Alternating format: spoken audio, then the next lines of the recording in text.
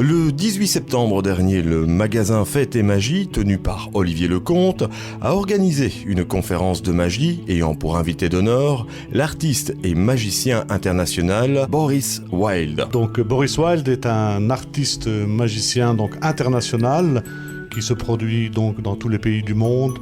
Il a fait 4 passages chez Patrick Sébastien au plus grand cabaret du monde, avec son numéro qui actuellement fait aussi encore le tour du monde, qui est le Kiss Act. Et Boris Wilde passe partout, un international magicien très très très pro dans tout ce qu'il fait, et on aura l'occasion de le rencontrer tout à l'heure et de vous le présenter. Eh bien, la venue de Boris Wilde, en fait, on a fait depuis 2 ans maintenant énormément d'événements au niveau de la magie. On voudrait que la magie soit un peu plus connue au niveau de Dour. Et la conférence, c'est un point culminant justement à ces événements. Donc on voudrait que les gens reconnaissent la magie en tant qu'art, et plus juste en tant que plaisir ou juste entendre on va mettre nos enfants à la magie, et pas autre chose.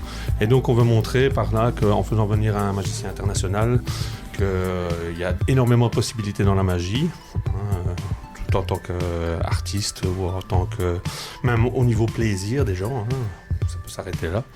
Et donc c'est un événement qui se met dans une grande continuité d'événements qui vont encore se produire. Donc on a eu le Magic à Dour, maintenant on a la conférence Magic à Dour qui va se refaire l'année prochaine, et bien sûr j'espère encore d'autres conférences. Alors à quel âge j'ai commencé la magie? C'était à 12 ans, et c'est intervenu un moment où forcément j'étais encore à l'école et je cherchais une activité extrascolaire, et je me suis essayé à 2-3 trucs, l'escrime, des sports comme on peut avoir en dehors des heures de l'école. Et puis mon papa a invité un soir un ami, un de ses collègues qui était magicien amateur et qui a ramené 2-3 petits tours de close-up, donc de magie rapprochée, qui m'a présenté à la fin du repas. Et pour moi c'était un vrai choc, parce qu'à l'époque, je vous parle d'un temps que les moins de 20 ans ne peuvent pas connaître, c'était au milieu des années 80 et le close-up était beaucoup moins répandu qu'aujourd'hui, et voir de la magie sous mon nez comme ça, c'était un truc incroyable. Pour moi c'était de la scène, il y avait des boîtes, des assistants, de la fumée, et là non, je voyais un truc sous mes yeux, et ça m'a plu immédiatement, au-delà juste de tiens comment ça marche, et peut-être de vouloir connaître juste le truc comme ça peut être souvent le cas. Non, ça c'est vraiment quelque chose qui m'a tout de suite intéressé, et j'ai intégré très rapidement un petit club de quartier avec ces quelques amis, et qui m'ont initié à la magie. Un de mes professeurs à l'époque s'appelait Philippe Poirin, qui est originaire du nord de la France, et comment vraiment tout a commencé après, ça a été beaucoup de travail.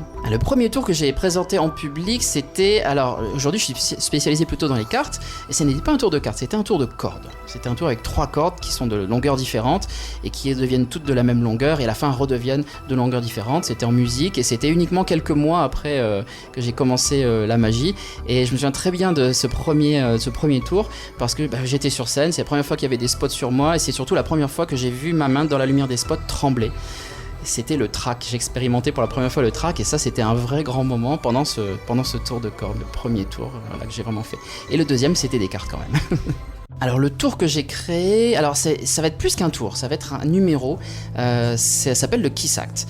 C'est un numéro avec lequel j'ai eu le Grand Prix à FAP en France, donc c'est le titre de champion de France de magie, avec lequel j'étais primé au championnat du monde également, et c'est vrai que ça a été, on va dire, ma vraie grande première création, et forcément donc elle a une place spéciale dans mon cœur, et c'est vrai qu'aujourd'hui ça reste toujours d'une certaine façon ma préférée, parce que c'est grâce à elle que ma carrière internationale a été lancée, c'est grâce à elle que j'ai pu aller sur les continents du monde entier, juste pour ces 7 minutes là, je veux dire, ces 7 minutes qui ont changé ma vie. C'est tout un numéro avec sur la base des cartes à jouer, mais on voit pas de cartes, ce sont des cartes blanches, et sur ces cartes blanches s'impriment des choses qui racontent une histoire d'amour. Et c'est vrai que mon objectif à l'époque c'était de créer quelque chose qui toucherait les gens et qui apporterait une certaine émotion auprès des gens, qui ne soit pas juste une émotion de comédie, parce que c'est vrai que on pense souvent magicien qui marie humour et magie, et c'est vrai que souvent en close-up ou en tour de cartes, on pense plus à un humoriste parfois qui fait des tours de magie. À l'époque je me suis dit il y a toute une palette d'émotions qui en cartomagie n'est pas exploitée forcément, et notamment cette émotion-là, raconter une histoire d'amour avec des cartes, ce serait une bonne idée, et peut-être toucher les gens, peut-être qu'à un point même à la fin ils aient même quasiment la larme à l'œil, parce que l'histoire les a touchés, parce que aussi la magie a opéré. Donc c'est vrai que ce numéro-là, le Kiss Act, c'est vraiment celui que je préfère, et celui qui restera toujours dans mon cœur comme le premier aussi. Alors, le métier de magicien, c'est vraiment un métier incroyable quand on y pense, parce que c'est vrai que on est là pour, quelque part, on va dire pas donner du rêve aux gens, mais au tout du moins leur faire un petit peu oublier le temps d'un numéro, le temps d'un effet, leurs soucis du quotidien, et qu'ils basculent d'un coup dans un monde un peu extraordinaire, dans le sens hors de l'ordinaire. Le métier de magicien, c'est un métier intéressant parce qu'il y a une espèce de contrat implicite entre le public et le magicien. C'est-à-dire qu'on va vous montrer un truc, vous n'allez pas comprendre, mais c'est pas grave. Et on fait pas ça du tout pour essayer de vous bluffer, dans le sens de vous défier. On est juste là pour essayer que vous passiez un bon moment et que, au bout du compte, vous soyez étonné, que vous ayez vu des choses, mais dire mais c'est pas possible de voir ça en vrai d'habitude. Et puis en plus on a une ère aujourd'hui technologique où tout est tellement possible que quelque part c'est vachement intéressant de revenir quelquefois aux bases et d'avoir les choses devant les yeux qui sont brutes de décoffrage. Il n'y a pas d'écran, il n'y a rien, et pourtant vous prenez la carte, vous la mettez dans le jeu et hop elle remonte au-dessus. Et non, c'est pas possible, j'ai signé la carte, elle était dedans, je l'ai vue, c'est sous mon œil, enfin il y a pas de trucage possible. Ça c'est fort parce que qu'est-ce qui se passe à ce moment-là? Il se passe de l'émotion. Et pour moi, ça c'est le maître mot en magie, c'est l'émotion. C'est aussi pour ça que je fais ce métier-là, c'est pour transmettre une émotion. On fait tout ça, les écrivains font ça, les cinéastes font ça. Vous sortez d'avoir vu Titanic et vous êtes comme ça. Et ben on sort du théâtre, on a vu un magicien et on devrait être comme ça aussi. Ça c'est vachement important pour moi parce que c'est ce qui fait que plus on va toucher les gens et plus ils vont se souvenir de vous et plus on va élever notre art d'une certaine façon aussi, parce que pourquoi certaines œuvres littéraires sont devenues des chefs-d'œuvre?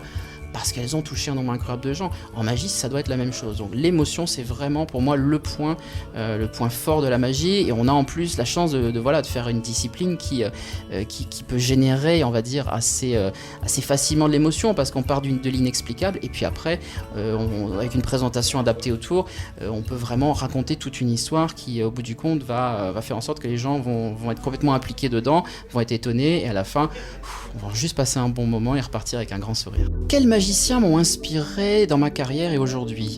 C'est une vaste question. C'est vrai qu'il y en a eu beaucoup, on va dire, à différents niveaux. Ça peut être à la fois techniquement, parce que c'est vrai qu'il y a des gens qui sont plus dans la magie, qui sont plus spécialisés dans la technique et qui ont trouvé des nouvelles façons de présenter des effets de façon encore plus magique, parce qu'au bout du compte, c'est ça, quoi. C'est la technique, il faut qu'elle s'oublie, que vous ne la voyez pas, évidemment, en tant que profane, mais que nous, effectivement, on la maîtrise pour qu'au final, l'effet que vous voyez ressemble à un vrai effet de magie. Après, il y a aussi des gens dans la présentation qui ont réussi à apporter un vent nouveau, ou tout du moins ont choisi un angle différent. On parlait d'émotion un peu plus tôt. Copperfield. David Copperfield, pour moi, a été une référence en soi, et il l'est toujours d'ailleurs, depuis longtemps, parce que c'est quelqu'un justement qui a compris très rapidement que l'émotion, la magie ne pouvait passer que par l'émotion. Et je me souviens de certaines émissions spéciales qu'il avait fait aux États-Unis, début des années 80, après début des années 90, où il a réussi à intégrer ça. Il y a un tour de cartes, notamment les As du grand-père, moi je pense que le numéro que j'ai créé, le Kiss Act, ne serait pas ce qu'il est aujourd'hui s'il n'y avait pas eu des gens comme David Copperfield qui à un moment se sont dit mais on peut faire un tour avec des as qu'on fait disparaître et qu'on retrouve à un endroit, mais c'est pas juste j'ai fait disparaître les as et ils sont là, haha. Non, il raconte que c'est le tour que son grand-père faisait, il y a toute une musique, il y a un diaporama avec des photos du grand-père, il arrive à insuffler une émotion là-dedans incroyable. Et dans certaines grandes illusions aussi qu'il faisait, où il y avait une espèce d'histoire d'amour un peu difficile, déchirée, il se retrouve à la fin, la fille réapparaît, etc. C'était ça, vraiment, c'est quelque chose qui, me souvient, m'a marqué dans le sens où je dis tiens, voilà quelqu'un qui cherche pas juste à épater la galerie ou qui cherche pas juste à étonner juste pour le plaisir de dire vous avez vu, je suis magicien et boum, regardez ça, vous avez pas compris. Non, il a réussi à embarquer les gens avec lui et il a réussi à les emmener dans une espèce d'univers et de raconter une histoire, parce qu'au bout du compte, qu'est-ce qu'on fait? On raconte des histoires en tant que magicien et ce qu'on veut, c'est qu'évidemment les gens nous suivent jusqu'au bout et jusqu'à l'intrigue, comme un livre, jusqu'au moment où on dénoue, on sait dans le livre policier qui est le criminel et on dit ah bah oui mince, on l'avait pas vu venir, c'est malin. Et en magie, ça peut être fait comme ça aussi, et encore une fois, tout ça va passer si les gens ressentent des choses. Et je pense qu'en soi Copperfield a été un exemple pour beaucoup de magiciens en plus. Alors le plus grand cabaret du monde, oui, j'espère bien y retourner. D'ailleurs j'étais au studio hier soir pour un rendez-vous de travail et puis j'ai rencontré des gens. Maintenant ça fait 4 fois que j'ai fait fait l'émission. Et donc ils m'ont dit ah là quand est-ce que tu reviens, etc. Donc c'est vrai que c'est quelque chose qui est tellement une vitrine prestigieuse que oui forcément on a envie de le refaire. Et puis voilà, l'équipe là-bas est tellement géniale, on est tellement bien accueillis. Puis encore une fois, s'il y a une émission qu'on doit faire en tant que magicien, c'est celle-là. Donc oui, j'espère bien, je compte bien y retourner bientôt. Sur les projets, on va dire à plus court ou moyen terme, là en fait il y a le congrès national de l'illusion en France qui arrive très bientôt et dont je suis directeur artistique. Donc là je serai dans les coulisses, ça change un petit peu. Et puis après sur tout ce qui est prestations, il y a la Maison de la Magie à Blois aussi, qui est un lieu aussi prestigieux et où je vais présenter une partie de mon nouveau show très bientôt. Après je pars en Chine début novembre pour un festival. Je serai à Miami et un peu dans les eaux sur un bateau après en croisière fin novembre. Et puis après je repars Moscou, les États-Unis, régulièrement parce que c'est vrai que maintenant j'ai eu la chance d'avoir ce réseau d'amis et de connaissances à l'international qui me font tourner maintenant. Et donc du coup créer de nouvelles choses. Et ils ont envie de vous revoir avec les nouvelles choses que vous avez créées depuis. Et puis ça se fait naturellement comme ça. Et puis c'est ce que j'aime aussi dans ce métier en fait. Voilà.